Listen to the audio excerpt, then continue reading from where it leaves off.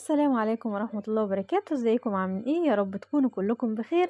النهارده كده حبينا نعمل حبة مكرونة. طبعا كلنا عندنا اطفال بيروحوا المدرسة وبعدين الدرس، فعايزين اكلة كده مغذية وسريعة وفي نفس الوقت ما يشتروش سندوتشات من بره ولا اي حاجة، تبقى كل حاجة من البيت كده عشان نوفر.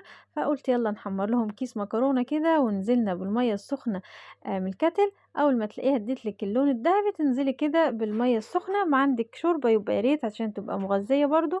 وحطيت لها هنا مكعبين مرق وملح وفلفل اسود وقلبناها وغطيناها كده، طلعت لنا احلى مكرونه ذهبيه كده، مش معجنه ولا اي حاجه، زي ما انت شايفه كده اللون بتاعها تحفه.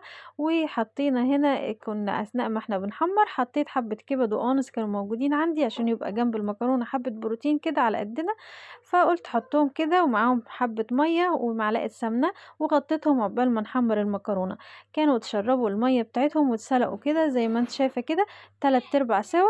وحطيت لهم هنا بصلاية صغيرة قطعتها كده وحمرتهم في حبة السمنة اللي اتبقوا في الحلة زي ما انت شايفة، يدوك اللون الذهبي كأنك عاملة لهم كباب حلة، ريحة تحفة طبعا.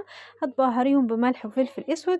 الفلفل الاسود بيدي ريحة للأكل، ريحة تحفة. أنا بحب الفلفل الأسود ده جدا في الأكل. هنا كنت خلصت طبعا الأكل ما كملش معايا تلت ساعة كده، كنت مجهزة لهم الأكل. فغرفت هنا المكرونة بتاعتنا، مفيش ولا واحدة معجنة، وكله يفتح النفس إن شاء الله كده، يفتحي نفس الأطفال وغرفي لهم كأنهم كده في مطعم، وفرحيهم واديهم كده صينية المكرونة وصينية الكبد والقوانص وزينها لهم كده عشان الأطفال بيحبوا الحركات واللي احنا بنعملها دي، فيفرحوا كده وياكلوا يحسوا انهم ايه قاعدين كده مميزين وهم بياكلوا الغدوة بتاعتهم. ولو عجبتك أكلة النهاردة ما تنسناش كده باشتراك ولايك عشان ينزلك أكلات اليومية. ويلا كده اشتراك ولايك وخدي فكرة واطبخي بكرة.